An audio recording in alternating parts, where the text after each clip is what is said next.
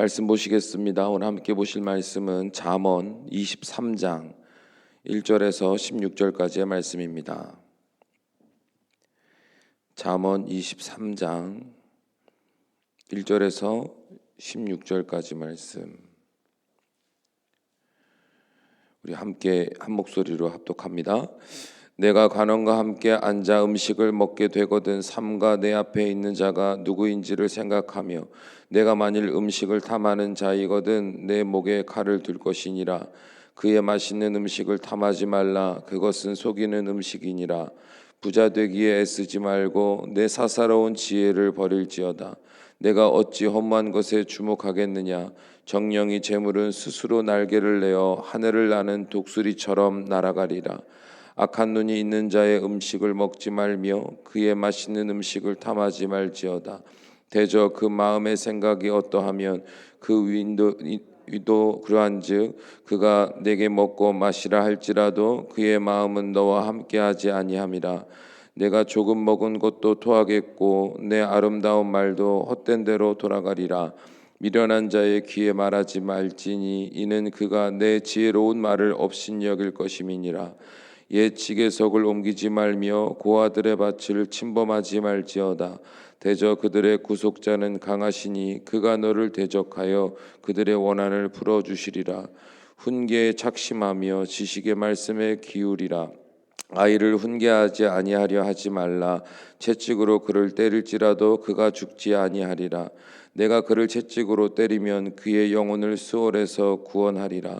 내 아들아, 만일 내 마음이 지혜로우면 나 곧 내 마음이 즐겁겠고 만일 내 입술이 정직을 말하면 내 속이 유쾌하리라. 아멘. 하나님이 기뻐하시는 사람은 어떤 사람일까요? 15절에서 16절의 말씀, 내 아들아, 만일 내 마음이 지혜로우면 나 곧 내 마음이 즐겁겠고 만일 내 입술이 정직을 말하면 내 속이 유쾌하리라. 하나님은요, 하나님이 가르쳐 주신 진리의 말씀을 삶의 지혜로 믿고 그 마음을 따라 정직하게 행하며 이를 다른 이들에게도 전하고 그들과 함께 구원의 바른 길을 걸어가는 사람들을 하나님은 기뻐 받으십니다. 그러면 반대로 하나님이 싫어하시는 사람은 어떤 사람일까요? 죄를 막 범하는 사람일까요? 신앙에 열심이 없는 사람일까요? 아닙니다. 이런 사람들은 예수 그리스도 안에서 죄 사함을 받고 성령님의 역사를 따라서 새로운 삶을 살아갈 수 있기 때문에 하나님은 그들을 긍휼히 여겨 주십니다. 그러나 하나님이 싫어하는 사람은 어떤 사람이에요? 하나님의 말씀도 알고 하나님의 은혜가 있음에도 불구하고 하나님과 사람 앞에서 겉과 속이 다르게 외식하는 사람들입니다. 오늘 본문의 말씀 1절에서 3절의 말씀 그리고 6절에서 8절의 말씀을 보면 나에게 음식을 차려 주어도 그의 의도 속에 악한 마음을 감춘 사람이 있을 수 있기 때문에 조심하라고 경고하고 있습니다. 그러니까 겉으로는 나에게 잘해주는 것 같지만 속으로는 악한 마음을 품고 있는 사람이 네 주변에 있다면 결코 방심하지 말고 경계해야 한다라고 가르쳐주고 있는 거예요. 그렇다면 그 이유가 무엇입니까? 예수님이 공생의 당시 가장 강하게 질책받았던 사람은 누굽니까? 민족을 배신한 세리였습니까? 아니면 사람을 음란으로 미혹했던 창기들이었습니까? 그것도 아니면 우상을 섬기던 이방인들이었나요? 아닙니다. 놀랍게도 하나님의 율법을 지키기 위해 자신의 인생을 하나님께 드린 사람들이며 그 율법을 민족들에게 전하며 가르치던 사람들이었습니다. 예수님은 다음과 같이 그들을 질책하셨습니다. 마태복음 23장 27절에서 33절의 말씀, 화 있을진저 외식하는 서기관들과 바리새인들이여 회칠한 무덤 같으니 겉으로는 아름답게 보이나 그 안에는 죽은 사람의 뼈와 모든 더러운 것이 가득하도다. 이와 같이 너희도 겉으로는 사람에게 옳게 보이되 안으로는 외식과 불법이 가득하도다. 화 있을진저 외식하는 서기관들과 바리새인들이여, 너희는 선지자들의 무덤을 만들고 의인들의 비석을 꾸미며 이르되 만일 우리가 조상 때 있었더라면 우리는 그들이 선지자의 피를 흘리는데 참여하지 아니하였으리라 하니, 그러면 너희가 선지자를 죽인 자의 자손임을 스스로 증명함이로다. 너희가 너희 조상의 분량을 채우라. 뱀들아, 독사의 새끼들아, 너희가 어떻게 지옥의 판결을 피하겠느냐. 그렇다면 예수님은 왜 서기관들과 바리새인들을 하나님의 자녀가 아니라 사탄의 자녀라고 강력하게 질책하신 걸까요? 도대체 그들의 외식에는 무엇이 문제였던 것입니까? 외식이란 겉과 속이 다름을 말합니다. 곧 겉으로는 그럴듯하나 속으로는 전혀 다른 마음을 품고 있는 겁니다. 그러면 이런 이중적인 삶을 사는 사람들은 왜 그런 삶을 사는 걸까요? 왜 그런 삶을 사는 거예요? 여러 가지로 말할 수 있겠지만 가장 중요한 핵심은 그들이 하나님은 우습게 여기면서도 동시에 사람에게 보여지는 자신의 모습은 중요하게 여긴다는 것에 있습니다. 그러면 왜 바리새인들을 비롯한 유대인들로부터 존경을 받았던 유대의 지도자들은 철저하게 하나님의 율법을 지키는 자로서의 모습을 지키려고 했던 걸까요? 하나님 앞에서 두려웠기 때문입니까? 아니면 하나님을 진심으로 사랑하였기 때문입니까? 아니요. 자신들의 명예와 권세와 자존심을 지키고요, 자신들을 향한 사람들의 말 속에서 좋은 평가를 받기 위해 그 자신의 유익을 얻기 위함이었습니다.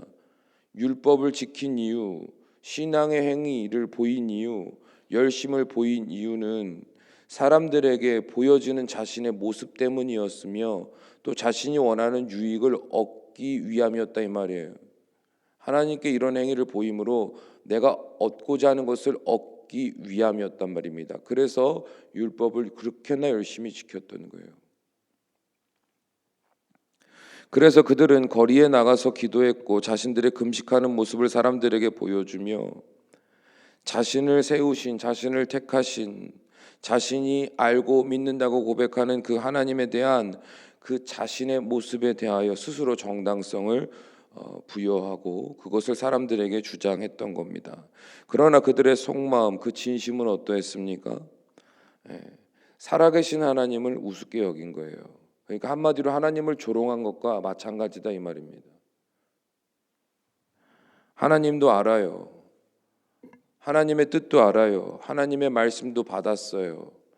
하나님이 자신들에게 뭘 원하시는지도 압니다. 그래서 그렇게 행하는 것처럼 보일지는 몰라도 그들의 속마음은 그게 아니었다 이 말이에요. 그들의 행함에는요, 하나님에 대한 두려움이나 하나님을 사랑함으로 말미암은 그 마음의 진심이 없었습니다. 그러니까 마음에는요, 하나님의 말씀, 하나님의 뜻과는 전혀 다른 것을 잔뜩 품고 살아가면서도 아무런 죄책감을 느끼지 않은 거예요. 마음으로는 미움이 가득합니다. 마음으로는 분노가 가득해요. 마음으로는요, 쾌락을 향한 집착이 많고요. 마음에는요, 하나님의 사랑에 대한 것보다 그저 내가 사랑할 만한 사람을 사랑하는 것, 내가 내 명예를 사랑하는 것, 내 자존심을 사랑하는 것, 내가 인정받는 것을 사랑하는 것, 하나님과 상관없이 내가 더 하나님과 상관없는 것들을 사랑하는 내 마음이 그걸로 가득해 있단 말이에요. 그 두 마음을 품은 것, 겉과 속이 다른 삶을 사는 것, 이것은요, 하나님을 조롱하는 거예요. 그렇기 때문에 외식이 무서운 겁니다. 죄를 범하는 사람들은요, 여러분, 무지하여 그럴 수 있어요. 무지해서. 또한 성령님의 역사가 없기 때문에 죄의 법을 스스로 거스를 수 없는 연약한 존재로서 죄를 범하는 모습이요, 차라리 하나님 앞에서는 용서받을 가능성이 있는 거예요. 변화될 가능성이 있는 겁니다. 그 기회가 있는 거예요. 그러나 변화될 수 있는 가능성과 변화될 수 있는 능력까지 주셨는데 의도적으로 스스로 그것을 거부하고 마음으로 하나님의 말씀이 아닌, 하나님을 향한 마음이 아닌 악한 마음, 더러운 마음 품고 외식하는 삶을 살아가는 것, 그것이 하나님 앞에서 어찌 작은 죄가 되겠습니까? 그러면서도요, 그들은요 스스로 하나님의 종이라 하나님의 말씀을 알고 있으며 지키는 자라 자부했습니다. 그리고 그뿐 아니라요, 그러한 삶을 살아가는 사람들은요 어떤 삶을 살게 될까요? 하나님도 우습게 여기는 사람 마음으로 살고 있으니 이웃을 향하여서는 더하겠죠. 하나님의 말씀과 하나님의 마음, 그 진리를 마음에 품으면, 외식하지 않는 마음으로 그 마음을 품고 그 마음을 따라 살게 되면요, 이웃을 향하여서도 내가 교만하여 그들을 정죄하거나 다스리거나 판단하거나 비난하는 사람으로 서지 않게 됩니다. 왜요? 나도 은혜를 입은 자로 살고 있음을 알게 되기 때문이에요. 그래서 겸손할 수밖에 없습니다. 정죄하는 마음이 생겨도 두려움으로 쉽게 정죄하는 마음을 앞세우지 못할 거예요. 그래서 오히려 하나님의 특별한 택함과 부름 앞에서도 사람들을 향하여 돕는 자, 생명을 살리는 자 되는 것이 아니라 오히려 그들을 넘어지게 하는 자, 죽는 자 되게 하는 거예요. 낙심케 하는 자 되는 겁니다.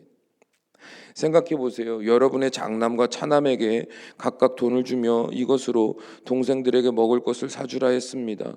그랬더니 차남은요 부모님의 말씀대로 그 돈으로 동생들의 굶주림을 해결해 주고 남은 돈으로는 그들의 필요를 채워줬습니다. 그리고 나서 동생들에게 이 모든 돈은 부모님이 너희에게 주신 것이니까 감사한 마음으로 받으라고, 그리고 너희도 그 부모님을 더욱 사랑하고 섬기라고 잘 가르쳐 줬어요. 그러나 장남은 그 돈으로 자신의 배를 먼저 배불린 후에 남은 돈 몇 푼을 가지고 동생들에게 주며 다음과 같이 말했어요. 봐라, 부모님은 너희들보다 나를 가장 많이 사랑하신다. 그래서 나에게 이렇게 배불리 먹을 수 있는 돈을 주셨다. 그러나 너희가 부모님의 명령을 철저하게 지키며 나에게 검사를 받아라. 내가 합당하다고 여기면 너희가 오늘 빵 하나 사 먹을 돈을 내가 주도록 하겠다.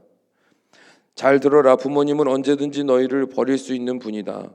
그러니 그분들로부터 버림을 받지 않기 위해 내 말을 잘 듣고 따라야 할 것이다 라고 말하며 그 남은 돈마저도 가지고 가서 자신의 간식을 사 먹어버렸습니다.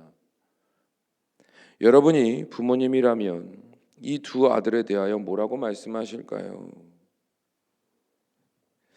사랑하는 여러분, 하나님은 우리의 내면을 감찰하십니다. 그러므로 우리의 꾸며진 말과 인위적인 종교적 행위들에 속지 않으십니다. 우리가 진실로 하나님을 믿는 자로서 구원을 받은 자라면 우리는 두 마음을 품을 수 없습니다. 혹 두 마음이 존재한다면 이를 내버려 두지 않고 끝까지 치열하게 하나님 앞에 정직하게 하려며 싸워 나갈 겁니다.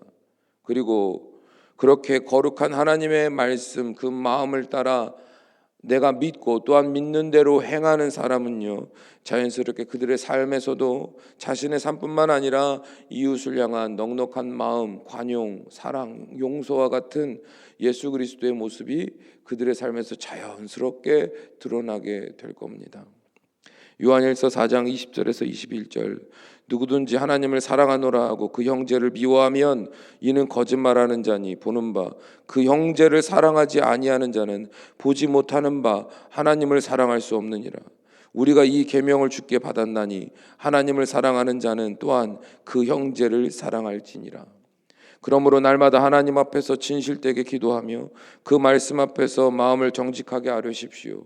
하나님 앞에 눈 감고 기도하는 이유가 뭘까요? 불을 끄고 조용히 우리가 하나님께 집중하며 기도하는 이유가 뭡니까? 우리의 마음을 드리도록 집중하기 위함이에요. 우리의 생각을 드리도록 집중하기 위함입니다. 그러므로 이 새벽 시간 우리의 마음과 생각을 먼저 점검하는 기도가 우리에게 있기 바라요. 뭔가를 더 할 것, 뭔가 필요함으로 구할 것, 여러분 신경 쓸 거 아닙니다. 그건 여러분이 알 바 아니에요. 하나님의 뜻대로 하나님이 책임지시는 거지, 내가 구한다고 닥달한다고 그래서 하나님이 막 오늘 내일 줄 거 오늘 주거나 이런 일은 일어나지 않아요. 하나님의 뜻대로 이루어질 겁니다. 선하게 이루어질 거예요. 우리는 뭐만 신경 쓰면 돼요? 하나님의 때가 되었을 때 하나님이 예비하신 은혜와 복이 흘러갈 수 있도록 우리의 생각과 마음이요 외식하지 아니하고요, 오직 하나님 앞에 정직하게 준비되어 있는 것만 유지하면 되는 거예요. 거룩함이 흘러갈 수 있는 거룩한 마음, 겉과 속이 다르지 않은 진실되고 정직한 마음만 잘 준비되어 있으면 하나님께서는 모든 것은요 때가 되셨을 때 정확하게 흘려보내어 우리로 만나게 하시고 성취하게 하실 줄 믿습니다. 그러므로 이 새벽 주님과 더 깊은 기도의 만남이 있으시기를 간절히 바랍니다. 기도하시겠습니다. 사랑이 많으신 아버지 하나님, 하나님이 우리에게 정말 바라시는 것이 무엇인가 매번 듣고 깨닫는데도 우리가 때때로 너무나 쉽게 잃어버릴 때가 많습니다. 사탄은 우리가 하나님과 가까워지고 하나님의 복을 누리는 것을 원치 아니하기로 하나님의 말씀이 우리 마음밭에 뿌려지면 금세 그것을 빼앗아갑니다. 세상의 염려로 말미암아 자라나지 못하게 합니다. 주여, 이 새벽 시간 주의 말씀, 하나님과 더 가까워지고 하나님의 뜻이 우리의 삶에 이루어질 수 있도록 허락하신 그 생명의 말씀이 빼앗기지 않도록 지켜보아여 주옵소서. 기도로 깊이 하나님 앞에 나아갈 때 성령님이여, 이 말씀이 우리에게 어떠한 유익이 되는가, 어떠한 기쁨이 되는가, 어떠한 감사가 되는지를 이 새벽 기도 시간 깨닫게 하여 주시고, 우리가 부인할 수 없는 생명의 진리로 우리의 생각과 마음에 새겨지게 하여 주셔서 순간순간마다 바르게 분별하여 순종하게 부족함이 없는 복된 인생들이 되게 하여 주시옵소서. 또한 모든 필요 구할 것 우리에게 많이 있음을 주님 아십니다. 그러나 주님께서 우리의 모든 필요를 이미 다 하신다고, 너희는 그의 나라와 의를 구하라고, 곧 우리의 인생을 통하여 하나님의 역사가 흘러갈 수 있도록 그 마음의 간절한 소원과 진심을 담아 하나님께 나아가라고 우리에게 말씀하셨사오니, 주여 더 이상 염려하지 않게 하시고 이미 이루어진 자와 같이 응답받은 자와 같이 확신하며 더욱더 신령과 진정을 다하여 하나님께 정직함으로 기도할 수 있는 은혜를 더하여 주시옵소서. 예수님의 이름으로 기도합니다. 아멘.